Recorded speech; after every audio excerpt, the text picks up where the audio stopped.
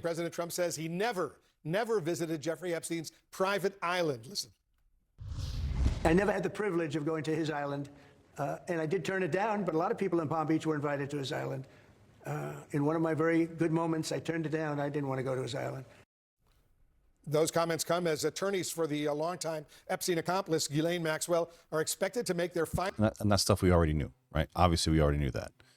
Had Trump ever even come close to that island, it would have been out there a long time ago, right? It would have been out there the last round, right? It's his 45th when he served his 45. So, the question is, again, we keep going back to this, and I know we're kind of beating this story like a dead horse, but it's not going to go away, right? The cycle is going to continue until they got to somehow figure out how to put this issue on simmer and let it cook, because it's just red hot right now. They can't run away from it. They're going to keep getting pounded with it, and we end up ignoring all the amazing things that are happening right now, right? Like the media is smart, right? The media apparatus is smart. The deep state is smart. The Uni Party, they know that this EU deal was huge. They know it was huge. It was the biggest thing, I think, in his presidency so far. Right? You got probably one of the largest trading partners in the world coming to a deal, and a deal that greatly benefits the U.S. And it's blatantly apparent to anyone that even just reads the bullet points, right? And Trump knows that, right? That's why he put out it's the bullet points, right? It was $700 billion in investment in buying, I think it was fuel, another $650 billion, whatever, in investments. And then they had, the 15% tariff across the board, and then opening up all the markets to our goods at no tariff, I believe, from what I gathered on the onset. But they're going to just keep pounding the story. They're going to keep pounding it, and they're going to see if they can pick at him to get him to, come out and lash out at them, which they use in turn to say, look, he's very defensive on this, which he may be, and there might be good reason for that. Obviously, even his name's going to come up at some point during this thing that he's in there in some, fashion or form. And that doesn't mean he did anything. Again, I've said this many, many times. I don't see Trump as, diddling around with little girls. If you look at all the women that he's liked in his entire life, like it's pretty apparent that he likes mature looking women, so maybe they have him on like another honeypot thing where maybe there was another woman that he was, messing around with or whatever.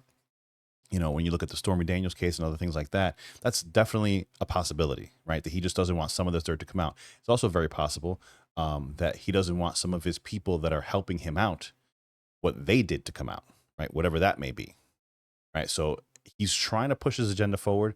This is a massive roadblock, speed bump, right? It's a speed bump along the way. He's still getting it done, but he knows that in the end, all of his accomplishments, the massive ones that he have, especially this EU deal, there's going to have the Epstein shadow is lingering over all of it, right? And I'm sure that's got to be annoying. It's got to piss him off. From the way it looks, the way he's acting, right? It looks like he knows he's backed into a corner, and there's very little that he can do about it. Because if he could just release stuff and get it out there, then he would.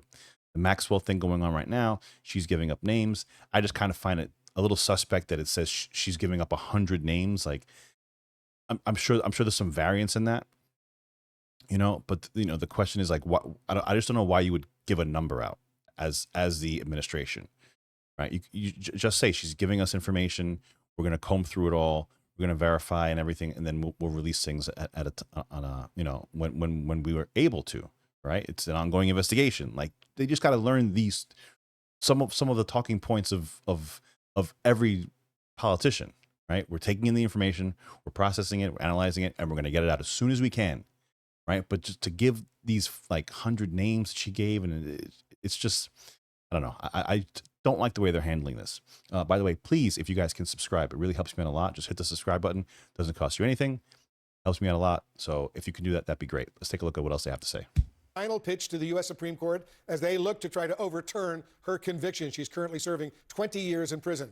Let's discuss with CNN's senior legal analyst and former state and federal prosecutor, Elie Honig. Elie, thanks for joining us. Walk us through where things stand with Maxwell's expected Supreme Court appeal.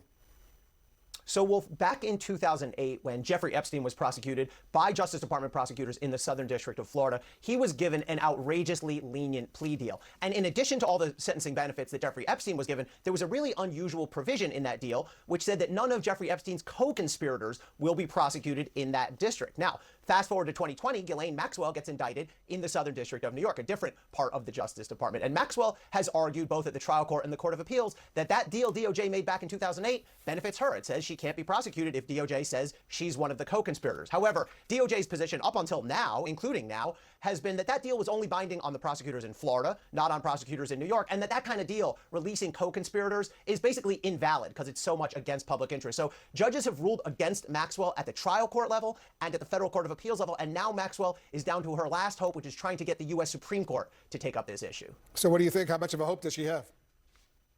So the Supreme Court statistically takes only a very small proportion of all cases brought to it, under 10%, usually under 5%, usually in the range of 2 or 3% recently. On the one hand, Wolf, there have been different interpretations of this issue in different circuits around the country, which is usually a factor that makes it more likely the Supreme Court will take the case. On the other hand, though, the Supreme Court was brought this same exact issue in a separate case a few years ago and declined to hear it then. So maybe they've had a change of heart. So I would say overall it is unlikely but not impossible that the Supreme Court takes this case. If this appeal fails, Ellie, what other legal avenues could Maxwell's team pursue?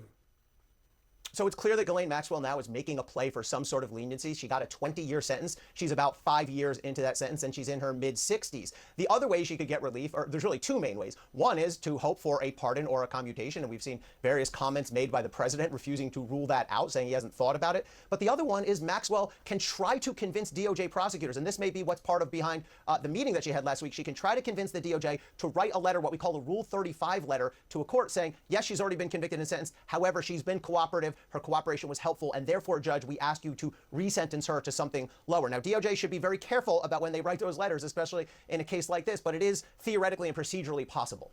As you know, Ellie, this morning, President Trump once again spoke about whether he could pardon Ghislaine Maxwell. I want you to listen to what he said specifically. Listen to this. Well, I'm allowed to give her a pardon, but nobody's approached me with it. Nobody's asked me about it. It's in the news about that aspect of it, but right now it would be inappropriate to talk about it. So what stands out to you about those comments from Trump? I don't know, Wolf. This boggles my mind. It's the same response he's been giving. Will you consider a pardon for a convicted child sex trafficker? I mean, the easiest thing to say is just no, of course not. What president wouldn't say that? And the fact A lot of presidents wouldn't say that and then turn around and do it anyway, right? Like the fact that this news channel is even talking any shit about somebody, not being forthright and just saying a definitive answer when it comes to a pardon is absolutely ridiculous. Biden said he was never going to pardon his son. That was shouted off from the rooftops for about a year, and he blanketed and did them all. Whether he did all the other people, that's to be determined, right? With the whole auto pen issue and stuff like that going on, when it comes to Fauci, when it comes to members of Congress, when it comes to the J6 committee, there were blanket pardons across the board, right? But the fact that Trump is saying, I don't know, like, yeah, what's wrong with that? Like this guy wants Trump to give a definitive answer saying, no, I would never. Why would he do something like that? Why are you gonna like give up a piece of leverage that you could potentially have in any situation, no matter what, especially to the news media that's just going to spin it no matter any which way they want, right? Like if he were to go out and say, no, I would never pardon her, then like she doesn't know that, right? At this point now, Maxwell thinks that maybe, and her lawyers believe that there's an opening there. There's an avenue there. If he closes that off right away, how are they going to get more information out of her? Like it's like law enforcement 101, right? You don't tip your hand. You don't let them know that I'm never going to let this person out because they're never going to give you the information that you're looking for, right? So this is just a CNN analyst just being, just being very, very disingenuous and just, wanting to rail against Trump. And it becomes blatantly obvious when you see this that that's exactly what's happening here. fact that Trump keeps saying he has the power, and by the way, he's right, he does have the power, as unseemly as it might be, and then says, I haven't thought about it. I mean, that's the same answer that Donald Trump has given many times in the past with other people who he did end up pardoning or commuting. So look, obviously there will be a serious political cost to doing that, but I think it's pretty telling that Donald Trump has said anything other than absolutely not. How could Maxwell's interview the other day with the Justice Department's Deputy Attorney General factor into what we are seeing happening next?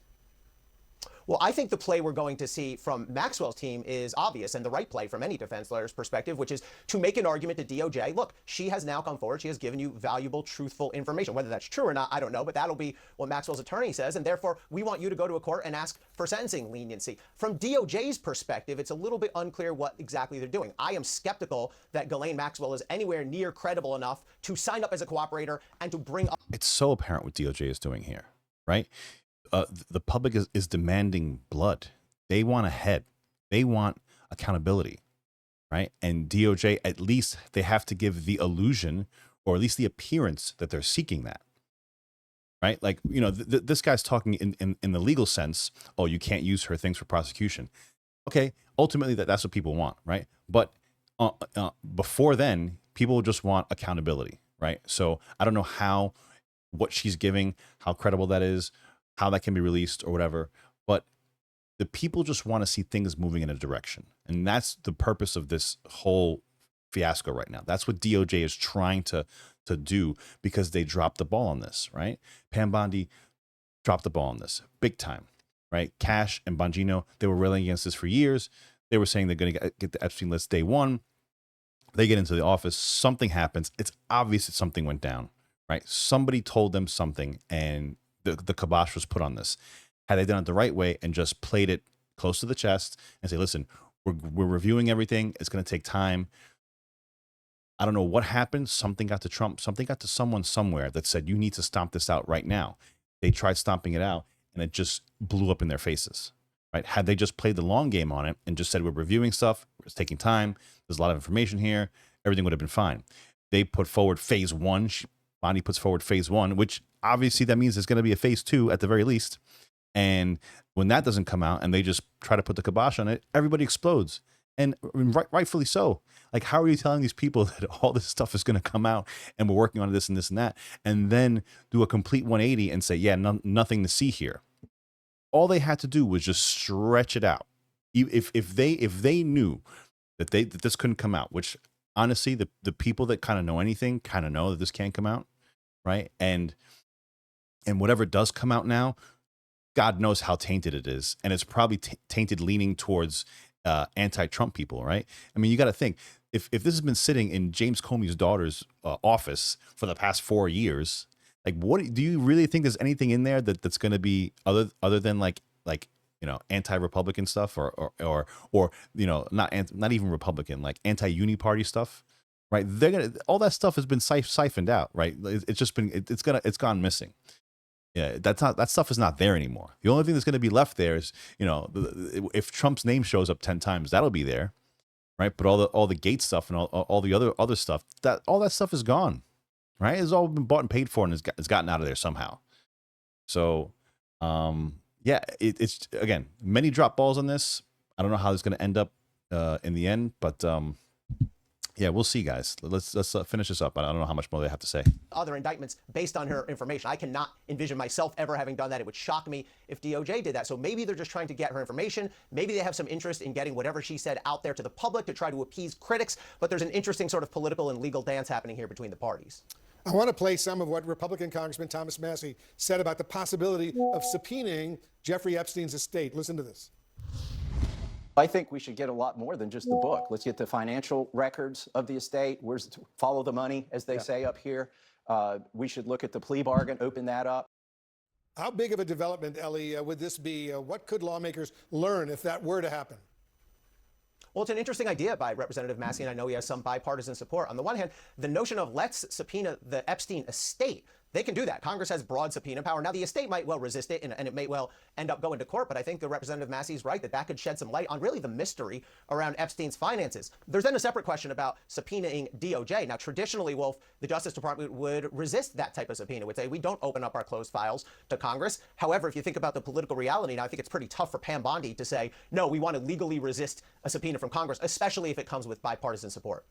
Ellie Honig reporting for us. Thank you very, very much. Yeah, man, that's a good idea from Massey. Let's see what they can do with that. Not sure how that's going to play out. Again, a lot of fumbles here, but yeah, we'll see how it goes. Guys, thanks a lot for coming out. We'll see you again on the next one. If you can, follow me on X, 6283talk on the X, and subscribe. Thanks a lot, guys. See you on the next video.